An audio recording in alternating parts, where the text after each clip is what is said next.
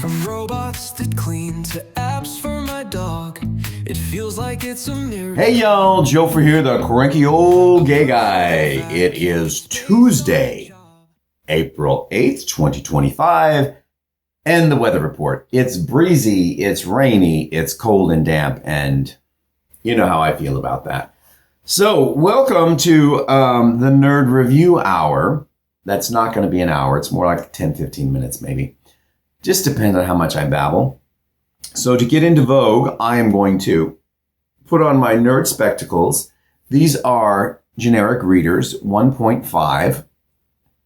And they are a new thing for me in that they came from Temu and arrived yesterday. So they're kind of Harry Potter-ish, which is kind of nerdy. And we're going to be talking about some nerd stuff today. So I thought it was appropriate. Now you're going to ask, why would you order such nerdy looking glasses? Well, let me tell you, after I take a sip from my custom mug with a custom spoon, we covered this in a previous video. I'm not sure if you'd seen this color before. What I'm doing right now is drinking Thai coffee. I already had my black coffee when I got up. And I walked the dog, went through all my junk emails, answered a bunch of stuff. I know I haven't got to the comments from yesterday's video yet. That'll be this afternoon. And then I ate breakfast. I wanted to eat first so I can give you a report on my belly. It feels fine. The food this morning did not make it hurt or anything. So hopefully whatever was going on has been cleared up. I do still have indigestion, and last night I did have a lot of acid reflux. Yeah, that's what's right. And I still feel like right now I'm drowning and that my sinuses are draining, so I want to snort.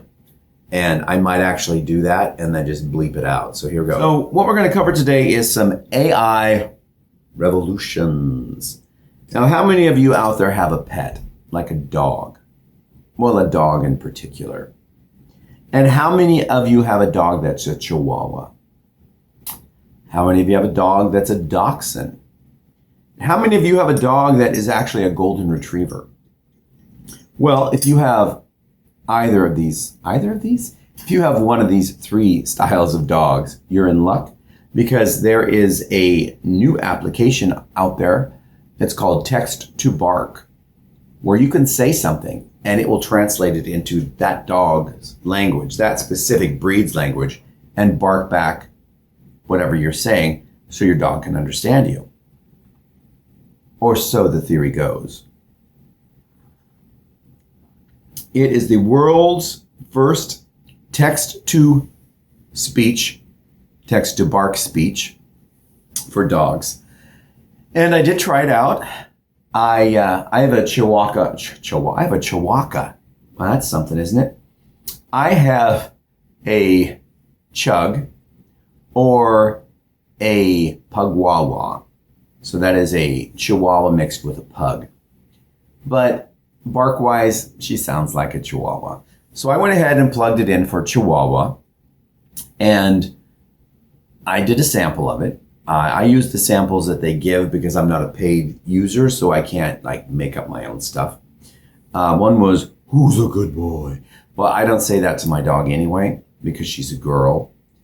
But I do say good girl sometimes.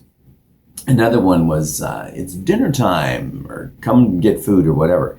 And I played it repeatedly for her, and she just laid there and stared at me like, "What the is this?" So I cannot vouch that this text-to-bark application is anything that I would want to use. Next up, we're going to move to an application called Shamaze. It is touted as an app that will let you, or an AI, that will tell a story in your voice. Now, when I read that, I think, okay, I'm going to read something in so it'll get my voice. And then I will upload a story, or it will create a story and it will read it back to me in my voice. Well, that's not the case. Instead, I get in there and I say, okay, I want a story. It asks you, what's your child's name? Because I'm guessing that this is for children's stories. What's your child's name? How old is your child? When's your child's birthday? Just the day, not the year. So they don't know how old the child is. And then it asks for the theme. Like, what do you want the story to be about? Well, I put in, I want it to be a story about Studio 54 in New York City in 1977. And then they had characters. The lead one was, I said, I wanted to be the Dancing King. And the other one I wanted it to be, I think I called her Deborah Lee. And she is a grandmother who goes to Studio 54 and dances the night away. And I thought, okay, great. And suddenly it went zzz, without the zzz sound. And it gave me like it was a 5-minute story. It gave me like 5 screens about the Dancing King and how he liked to dance. And when he would go to Studio 54, he would dance with Deborah Lee, the dancing grandmother, and they were great. And the Dancing King taught other people how to dance, blah, blah, blah. It was a really boring, generic story. And then I pushed play to have it read me back in my voice. It didn't. Not at all. My voice was not used. It was just a generic robot voice, and it was a woman's voice. And it's not living up to the hype that its little blurb said it was. When someone says speak in your own voice, I would think it means your actual voice, or at least your style of speaking. This was none of that. So I can't recommend that either. Now, again, I'm using the free sample version just by going to their site. There may be something more in depth that I'm not seeing, but I didn't get it. Next is Notebook LM, Discover Sources. Notebook LM is something, I believe it's Microsoft. And I've used it before, and it is what I was generating the Deep Dive podcast with Bobby and Michelle. You can find that on my page under podcasts called The Deep Dive. It shows like a scuba diver. It's kind of a bluish image. And those are AI bots who will take something that I have uploaded or spoken into, and they will turn it into a full podcast. And they have very believable, realistic voices. So I had high hopes for this one. Discover sources, you're supposed to be able to go into this, open a notebook, and a notebook is just like a file. So in mine, for each podcast, it's its own notebook. So I opened a new one, and it said, what do you want to search for? And I said something like, what is the most popular gay-related topic on YouTube? And what it did was bring back 5 or 6. Well, initially it brought back 3 sources. And they were just links to things on the web that talked about that subject. None of them were really specific. So then I said, search for this. What would be the most popular topic to run on my YouTube channel, The Cranky Old Gay Guy Show? And it must have just randomly grabbed something, because it brought back information on how to repair a 1996 Ford Ranger, which was the subject of one of my videos. But it's the only subject that it talked about in reference to my channel. And then it jumped over to the Y files. Why? I don't know, other than that Y and files is in the, I don't know why, but it talked about the Y files. And it wasn't even a specific subject of that channel. And the Y file deals with cryptics, UFOs, metaphysical, anything that would be considered woo-woo in most circles. And they do it in a very entertaining way. And I subscribe to that channel and I watch it. So it's possible that they looked at my subscriptions or who I follow, and they jumped over there. And the third one had nothing to do with any of that. It was just nonsensical. So maybe I just need a tighter prompt to ask these questions. I'm not sure. But the idea is, if I was working on let's say an article about llamas in Peru and what's the best breed of llama to raise if you're living in Peru. I could put that in there and it would come back with multiple sources. Oh, by the way, when I did my second inquiry, it came back with more than 3 sources. It came back with a whole list of unrelated topics. But I could say the prompt about llamas in Peru, and it would go out and it would pull articles about llamas in Peru. And then after I read each one, I can put a check mark and say, add this to my file. And now that is a source file that I can use later on when I actually write my article. I am guessing, since I didn't pursue this because I'm not really following that subject, I would guess that any of the articles that I check, I could load in, just group them all together into one document, upload that, and then this, what are we using? Notebook LM, which is just an AI, would then regenerate it into a story using components from all of those sources. And then if I needed sources, to show, because this is a nonfiction article, I could, for all I know, they might even number them. You could relate to the footnotes, which would jump back to these original articles. I didn't go that far. I do see the potential in this, but from the inquiries that I made, I didn't find it very useful because I didn't think it was very accurate. What is this? The fifth? We're going to say the fifth thing we're going to talk about today is the Kawasaki Heavy Industry Group, which is a Japanese robotics company. They are coming out with something called the Corleo.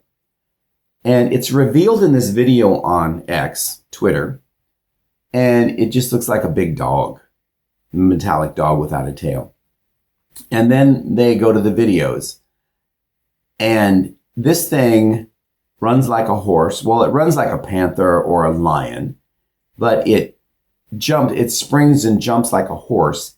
And they have someone riding it in these videos, and he's wearing his motorcycle helmet. This Corleo is about the size of a motorcycle, but it looks like a robot. Four-legged robot. And it can climb up mountains. It can jump ravines. I don't know how fast it can run. It looks pretty cool to me. A lot of comments followed this saying, why would you build something in this day and age that doesn't have wheels? Well, I think the answer is because it's not designed for, driving down the street. It's designed for climbing mountains and rough terrain. Then it mentioned that the article mentioned, or it's not even an article so much as a paragraph or two, because this is just, they just broke it at some trade show in Japan. They say that it won't really be available until 2050. And if that is the case, it'll be outdated. They'll have something else. But that also tells me that the videos I were watching were probably AI. They were pretty realistic. I mean, everything looked real, except the jump across from one side of an icy mountain across a ravine to another. But then again, I didn't see the landing. I just saw the jump and then the video stops. So it probably was AI if they say it's not going to be available until 2060, which is, it should be available by 2030 at the latest. But robotics are going to be way past that by then. So whatever. I think it's a concept and I thought it was interesting. But the fact that it's got such a late out date tells me that it was probably fictional, because we didn't really get to see the robot standing on stage doing any of these things. It just kind of raised up and looked around, but it wasn't doing anything that we saw in the video. So in a way that was disappointing, but I also thought it was a pretty cool concept. And I could see that in a movie where rather than writing some odd animal over a desert terrain or a mountainous terrain, you would see the villagers or the warriors or whatever on the backs of these mechanical horses or Corleos. And the next item I'm going to cover is looking pretty on camera. I know, I struggle, but I try. And it's simply an instructional thing someone put up for Chat GPT-4. and it was how to improve your Twitter profile picture or your dating profile. And all it is specific instructions on how to put a photo of you into the system, and then a photo that you really like and you'd like to replicate the style and the lighting, maybe even the fashion, you could put next to it. And then it tells you the specific instructions to get your picture to come out like that one, but with your face and your body and everything. And you might think, well, who needs that? Well, Chat GPT and all the other AIs and Suno for music and everything, there's a learning curve, because you can't just say, make me look like this picture, because it's not going to do what you want. You have to say, take my picture, recreate it so it has a similar look to the picture uploaded here. My head is tilted the same way. My hair is styled the same way. I'm wearing a black t-shirt like the person in the picture. Add a golden earring on my left earlobe. This kind of stuff. You have to, but you can't just say that. You have to say it the way that the AI system is going to understand it. And oftentimes you don't know that until you've gone through 100 tries trying to get something down. And then you end up jumping online and looking for instruction. And someone in Reddit has put in instructions or something, or someone on Twitter like this one has told you how to do it so you can get it right the first time, as opposed to squandering whatever credits or whatever you're using. Sometimes when you have a free service like ChatGPT, at least it was the last couple of weeks I tried it, you only have X amount of tries, and it says you've used up your ability to use this for the rest of the day. You have to wait 24 hours because you're not a paid person. I think the lowest price for ChatGPT right now is $29 a month, and it gives you X amount of opportunities to generate things. I don't pay for that because, well, I don't think ChatGPT is as great as Gemini or MS Copilot. I do find that Microsoft, they just updated 365 Copilot. They renamed it 365 Copilot, so it ties in with their 365 package, which is your Word, PowerPoint, Excel, etc. And I guess in a business environment, that's something you might want. I mean, I used all of those things when I worked for a corporation, except the PowerPoint. That was, I hated PowerPoint presentations because they were all so corny. And they had a special person who all they did was PowerPoint, and they went to school to learn PowerPoint. And it's like, you can learn PowerPoint in 15 to 20 minutes by watching a video and then playing with it. You don't need to go and spend 9 weeks and spend hundreds of dollars for an education on how to do PowerPoint. And now you don't need that anyway, because you can ask your AI agent to create a PowerPoint slide about this subject using slides that show this, this, this, this, and this. Not only are you going to get a complete PowerPoint slideshow, you're also going to get images that are not copyrighted, so you don't have to worry about getting in trouble for using them. And I don't know why we're talking about that, because it has nothing to do with what we were doing right here. And anyway, that brings me to the end of today's Nerd Talk. I don't know if I'm going to call that, but Nerd Talk I think sounds fine and appropriate. And I'm wearing the nerd glasses. And, you know, you'd think that these they're like Coke bottles, but they're not. If they were Coke bottles, my face would be way in here when you look through the lens. How do I know? Because I used to wear Coke bottles. I used to be legally blind. There was a time when I had a vision of 925 in one eye and 950 in the other. And I think 20, what is it? I'm trying to remember the actual term, but without lenses, I was legally blind.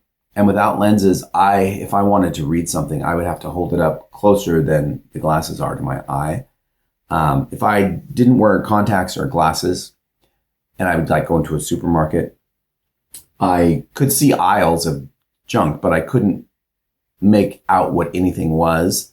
I mean, I knew because I'm familiar with the store, and I knew based on the colors of the packaging what it probably was. But in order to grab something off the shelf, you'd have to hold it up like this to read it. And it showed me what it's like to be blind.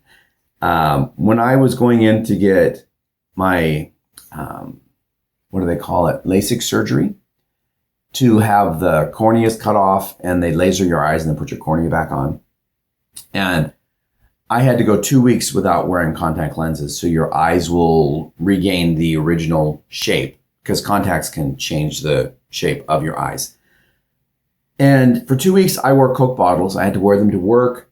When I would go places, like I'd get on the bus, I would take them off because they were so thick that I got a lot of stares.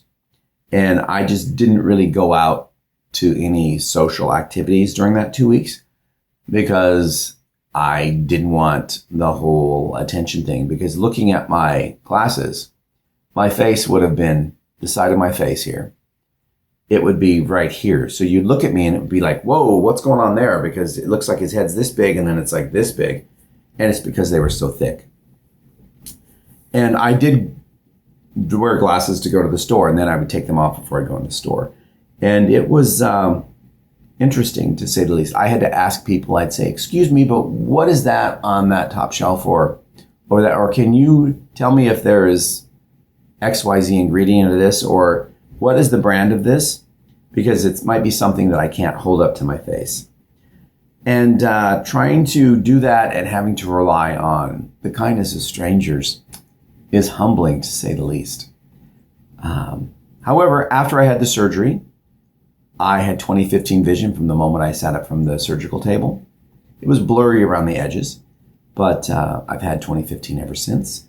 And now my big issue is the onset of cataracts, which has nothing to do with the surgery I had, but it has everything to do with making everything foggy.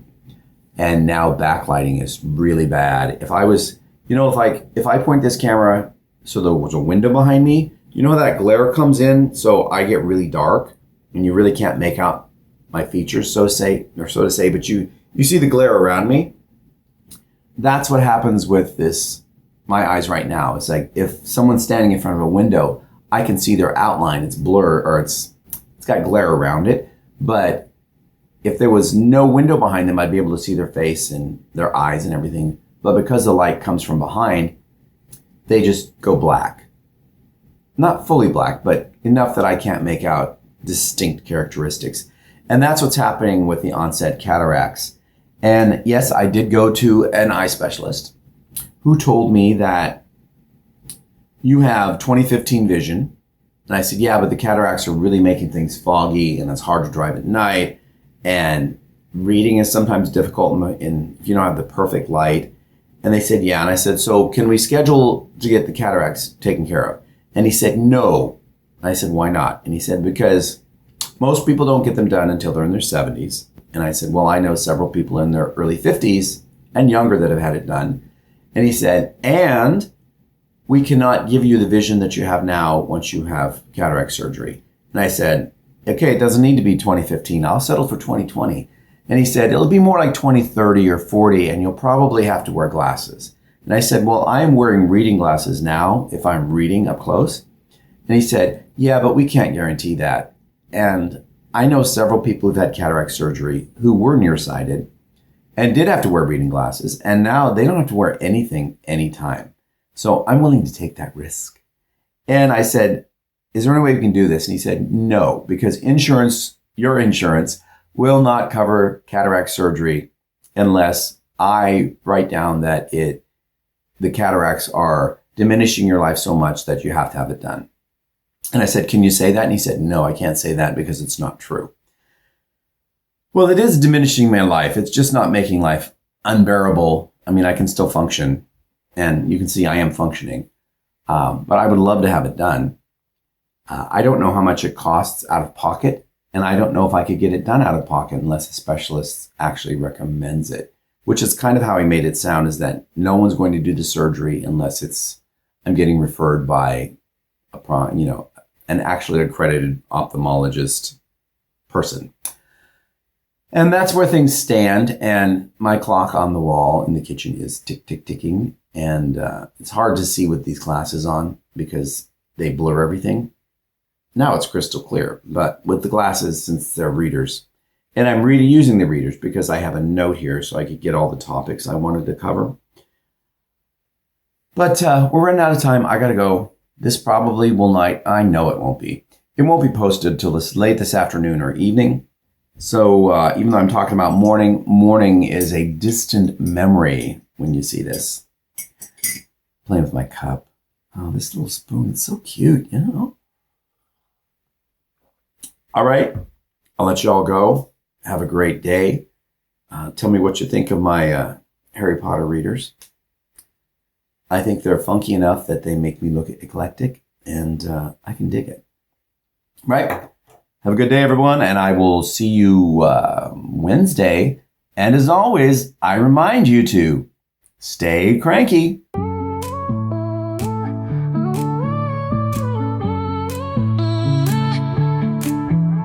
From robots that clean to apps for my dog, it feels like it's a miracle. A personal vacuum with space on the job, it's purely empirical. In my Harry Potter glasses I see this is truly phenomenal. That all the cool stuff you can find here from me, so geeky and nominal. Nerd review.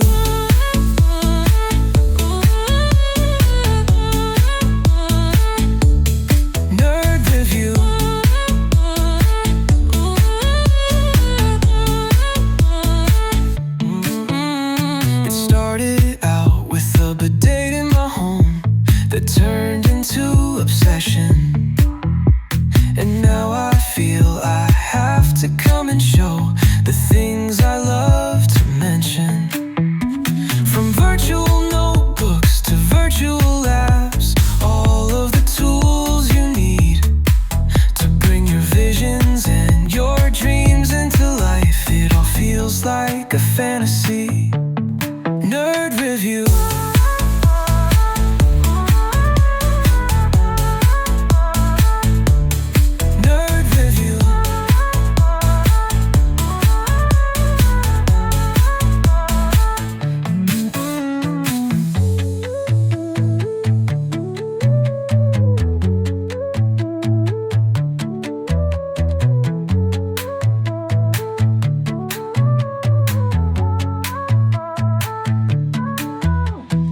Started out with a bidet in my home that turned into obsession.